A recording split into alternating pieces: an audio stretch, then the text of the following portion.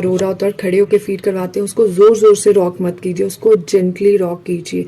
दूसरा, बर्प करवाते time baby को जोर जोर से थप्पड़ मत मारिए, उसको अगेंस्ट द शोल्डर करके जेंटली मसाज कीजिए। तीसरा, जब बच्चा आपका सुलाते हैं आप बच्चे को, तो उसके हेड को कवर मत कीजिए, उसकी नेक को फ्री रखिए, एब्डोमेन पे ही कपड़ा फोल्ड कीजिए। चौथा, जब आपका बेबी सोता है तो कोशिश कीजिए कि उसका हेड कवर ना हो, क्योंकि अगर पूरी बॉडी कवर है, हेड जो है वहां से ब्रीथ होगा और हीट लॉस होगी, अदरवाइज बेबी वार्म हो जाएगा। Thank you so much.